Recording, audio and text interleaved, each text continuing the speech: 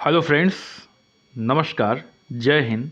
स्वागत है आपका गवर्नमेंट एग्जाम प्रिपरेशन चैनल में। आज हम लोग देखने वाले हैं 16 जून 2023 के करंट अफेयर। तो चलिए शुरू करते हैं आज की क्लास। आप लोग हो जाइए तैयार। आज का पहला प्रश्न है, हाल ही में आरबीआई के किस गवर्नर को गवर्नर ऑफ द ईयर का अवार्ड मिला है? आरबीआई के किस गवर्नर को गवर्नर ऑफ द ईयर का अवार्ड मिला है? एम के जैन जी को, एम राजेश्वर राव जी को, टी रविशंकर जी को, शक्तिकांत दास जी को। तो जो इस साल का governor of the year award मिला है वो मिला है डी यानी कि शक्तिकांत दास जी को। देखिए ये सारे जितने गवर्नर हैं ये असिस्टेंट गवर्नर हैं, ठीक है। और क्या है, ये गवर्नर है, तो इन्हीं को मिला है गवर्नर ऑफ द ईयर का अवार्ड। तो चित्र में देख सकते हैं ये हैं आरबीआई के गवर्नर शक्तिकांत दास जी। इनके बारे में थोड़ा जानकारी ले लेते हैं। शक्तिकांत दास जी का जन्म कब हुआ है? 26 फरवरी 1957 को। तमिलनाडु के 1980 बैच के क्या है, सेवानिवृत्त भारतीय प्रशासनिक सेवा यानी कि IAAS के अधिकारी रह चुके हैं ये। वर्तमान में भारतीय रिजर्व बैंक के क्या है, 24वें गवर्नर के रूप में कार्यरत हैं, यानी कि आरबीआई के 24वें गवर्नर के रूप में कार्यरत हैं। दास जो है पहले भारत के 15वीं वित्त आयोग और G20 में भारत के शेरपा के सदस्य थे। सेंट स्टीफन कॉलेज दिल्ली विश्वविद्यालय से इतिहास में स्नातक की डिग्री BA और मास्टर की डिग्री MA भी किए हैं ये, ठीक है। तो इनकी डिग्री BA और MA की है कहाँ से? सेंट स्टीफन कॉलेज दिल्ली से। और IAS अधिकारी भी हैं। Indian institute of management Bangalore यानी कि IIM से क्या है, ये वित्तीय प्रबंधन में डिप्लोमा भी हासिल किए हैं। प्रश्न संख्या 2 पे आते हैं। वैश्विक पवन दिवस 2023 कब मनाया गया है? हाल ही में वैश्विक पवन दिवस 2023 कब मनाया गया है? 3 जून को, 10 जून को, 12 जून को, 15 जून को। दूसरे का उत्तर हो जाएगा डी यानी कि 15 जून को जो है वैश्विक पवन दिवस मनाया गया है। तो देखिए इसके बारे में जान लीजिए क्यों मनाया जाता है ये। यह पवन ऊर्जा की क्षमता हमारी ऊर्जा प्रणालियों को बदलने, हमारी अर्थव्यवस्थाओं में कार्बन उत्सर्जन को कम करने और रोजगार सृजन और आर्थिक विकास को प्रोत्साहित करने के लिए इसकी क्षमता का पता लगाने के लिए इस अवसर के रूप में कार्य करता है। अब देखिए चूंकि जून के इंपॉर्टेंट डे के बारे में बात हो रही है तो जून सब देख लेते हैं जो अब तक रह चुके हैं। 1 जून को क्या मनाया जाता है? विश्व दुग्ध दिवस और माता पिता का वैश्विक दिवस। 3 जून को विश्व साइकिल दिवस। 4 जून को आक्रमण के शिकार हुए मासूम बच्चों का अंतर्राष्ट्रीय दिवस। 5 जून को क्या मनाया जाता है? विश्व पर्यावरण दिवस, मोस्ट इंपॉर्टेंट है, ठीक है। 6 जून को विश्व कीट दिवस। 7 जून को विश्व खाद्य सुरक्षा दिवस। 8 जून को विश्व महासागर दिवस और विश्व ब्रेन ट्यूमर दिवस मनाया जाता है। आगे बढ़ते हैं। 9 जून को क्या मनाया जाता है? विश्व प्रत्यायन दिवस। 12 जून को विश्व बाल श्रम निषेध दिवस। 14 जून को विश्व रक्तदाता दिवस। तो इतना हम लोग जान चुके हैं। आगे बढ़ते हैं, प्रश्न संख्या 3 पे आते हैं। चक्रवात विपर्जय जो है सबसे लंबे जीवन काल का चक्रवात बन गया है, यानी कि सबसे लंबी अवधि तक रहने वाला ये चक्रवात बन गया है। किस सागर में आया है? ठीक है, तो अटलांटिक महासागर में, काला सागर में, अरब सागर में, बंगाल की खाड़ी में। तो तीसरे का उत्तर जाएगा सी, यानी कि बंगाल की खाड़ी में जो है ये चक्रवात विपर्जय आया हुआ है। विपर्जय नाम किसने दिया है? तो ये बांग्लादेश ने नाम दिया है। किसने दिया है? बांग्लादेश ने नाम दिया है, जिसका मतलब क्या है? जिसका मतलब है खुशी, ठीक है, जिसका मतलब है खुशी। तो ये चीज़ आपको ध्यान देना है। आगे बढ़ते हैं तो हम लोग जो है आगे देख लेते हैं। इसमें ये है इंडिया और पड़ोसी देशों का मानचित्र और यहाँ पे है अरब सागर, यहीं पे ये चक्रवात विपर्जय आया था। इसके बारे में थोड़ी जानकारी लेते हैं प्रश्न से संबंधित। ये जो आया था चक्रवात 6 जून को सुबह 5 साढ़े 5 बजे दक्षिण पूर्व अरब सागर के ऊपर बना था ने। अब अरब सागर के में चक्रवात की सबसे लंबी अवधि के लिए एक नया रिकॉर्ड बनाया है।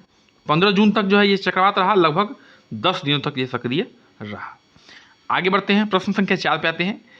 किस देश में पहला हिंदू अमेरिकी शिखर सम्मेलन होगा हाल ही में? तो ऑप्शन आपके सामने, भारत, अमेरिका, संयुक्त राष्ट्र, इनमें से कोई भी नहीं।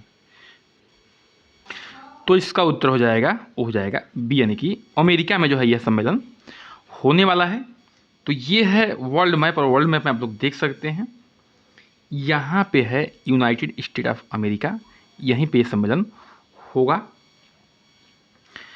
इस सम्मेलन का उद्देश्य क्या है थोड़ा जान लीजिए।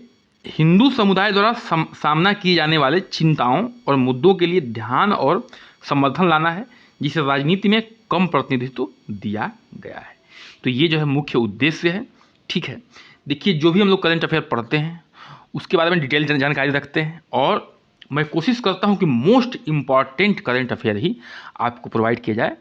देखिए करंट अफेयर बनाने को तो बहुत बन सकते हैं, लेकिन आने को वही आते हैं जो बहुत ही इंपॉर्टेंट होते हैं और थोड़ा उसके अंदर तक भी जानना जरूरी है। ठीक है, तो अब अमेरिका के बारे में बात हो रही है, थोड़ा सा उसके बारे में जानकारी आप लोग रख लीजिए। राजधानी क्या है अमेरिका की? वाशिंगटन डीसी है। सबसे बड़ा नगर कौन सा है अमेरिका का? वो है न्यूयॉर्क नगर। राष्ट्रपति कौन है? जो बाइडेन साहब हैं। उपराष्ट्रपति कौन है? कमला हैरिस मैम हैं। और मुद्रा क्या है? अमेरिकी डॉलर यानी कि USD है। ठीक है, तो ये अमेरिका के बारे में जो है छोटा मोटा जानकारी आपके लिए जो इंपॉर्टेंट है एग्जाम पॉइंट ऑफ व्यू से। 5वां प्रश्न पे आते हैं। पहला जनजातीय खेल महोत्सव का कहाँ पर आयोजित हुआ है? हाल ही में पहला जनजातीय खेल महोत्सव कहाँ पर आयोजित हुआ? चूंकि जनजाति संबंधित है, देखिए जो भी पिछड़ा वर्ग है, जनजाति है, ठीक है, या अनुसूचित जाति है, इससे संबंधित कोई भी प्रश्न बने तो आपको वहाँ पे हाई अलर्ट रहना है, क्योंकि जो है सरकार जो है ये नीचे तबके के लिए काम करती है और नीचे तबके के लिए काम करती है सरकार, तो सरकार की योजनाओं से ही संबंधित प्रश्न पूछे जाने के पूरे चांस बनते हैं। तो ये कहाँ पे आयोजित हुआ है? KIIT भुवनेश्वर में, NIT इलाहाबाद में, IIT कानपुर में, इनमें से कोई भी नहीं। तो 5वें का उत्तर हो जाएगा यानी कि KIIT भुवनेश्वर में जो है ये महोत्सव आयोजित हुआ है। तो यहाँ पे देख सकते हैं ये हैं मुख्यमंत्री नवीन पटनायक जी, जो उड़ीसा के मुख्यमंत्री जी हैं। और तब जो है आज हम लोग थोड़ा उड़ीसा के बारे में जान लेते हैं, क्योंकि उड़ीसा से संबंधित प्रश्न था। उड़ीसा को राज्य का दर्जा कब मिला था? 1 अप्रैल 1936 को। राजधानी और सबसे बड़ा नगर कौन सा है? वो है भुवनेश्वर। जिले कितने हैं उड़ीसा में? 30 हैं। राज्यपाल कौन है? गणेशी लाल जी हैं। मुख्यमंत्री कौन है? नवीन पटनायक जी हैं। अच्छा, विधानमंडल जो है वो एक सदनीय है, ठीक है, उसमें एक ही सदन है। तो उड़ीसा की विधानसभा में कितनी सीटें हैं? 147 सीटें हैं। संसदीय क्षेत्र में लोकसभा में 21 सीटें, राज्यसभा में 10 सीटें। राजभाषा क्या है? उड़िया है। और साक्षरता क्या है? 73.45% क्या है? साक्षरता है वहाँ की उड़ीसा की। तो इतना जो है डिटेल हम लोग उड़ीसा के बारे में जान चुके हैं। आगे बढ़ते हैं, प्रश्न संख्या 6 पे आते हैं। रिलायंस तीरा ने किसको अपना ब्रांड एम्बेसडर चुना है? हाल ही में रिलायंस तीरा ने किसको अपना ब्रांड एम्बेसडर चुना है? सुहाना खान को, कियारा आडवाणी को, करीना कपूर खान को, या ऊपर के सभी? तो 6वें का उत्तर हो जाएगा डी, यानी कि ऊपर के सभी को, यानी कि सुहाना खान, कियारा आडवाणी और करीना कपूर खान को जो है रिलायंस तीरा ने अपना ब्रांड एम्बेसडर चुना है। रिलायंस तीरा है क्या? ये एक ब्यूटी बेस्ड प्रोडक्ट है, बनाता है ये रिलायंस तीरा, और उसी के ब्रांड एम्बेसडर ये सब महिलाएं बनी हैं। प्रश्न संख्या 6 पे आते हैं। हाल ही में खबरों में है क्या? बेटा ग्यूज क्या है? हाल ही में खबरों में है बेटा ग्यूज क्या है? दूरबीन है, मानव निर्मित सूर्य है, चमकदार लाल विशालकाय तारा है, इनमें से कोई भी नहीं है। तो 6वें का उत्तर हो जाएगा सी है जो है बेटा ग्यूज क्या है? बेटल ग्यूज ये है चमकदार लाल विशालकाय तारा। तो इसके बारे में थोड़ा जानकारी लीजिए। बेटल ग्यूज जो है हाल ही में अध्ययनों से पता चला है कि यह अपने जीवन के अंतिम चरणों में है। क्या है?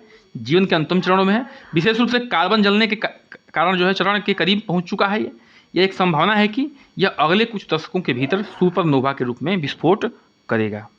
आगे बढ़ते हैं, अगले प्रश्न पे आते हैं। उत्तम लाल को किस संगठन के डायरेक्टर के रूप में जो है नियुक्ति मिली है? हाल ही में उत्तम लाल को किस संगठन के डायरेक्टर को नियुक्ति मिली है? NTPC, NHPC, सेल, भेल? तो 7वें का उत्तर हो जाएगा बी, यानी कि NHPC के जो है डायरेक्टर के रूप में उत्तम लाल जी को क्या मिला है? नियुक्ति मिला है। तो चित्र में देख सकते हैं ये हैं उत्तम लाल जी, इन्हीं को नियुक्ति मिला है। तो पहले NHPC का फुल फॉर्म जान लीजिए। National hydro electric power corporation private limited, ये फुल फॉर्म है NHPC का। इसी के साथ जो हमारा सेशन क्या होता है समाप्त होता है। कृपया करके चैनल को सब्सक्राइब करिए, लाइक करिए, शेयर करिए, कमेंट करिए और बने रहिए हमारे साथ। नमस्कार, जय हिंद।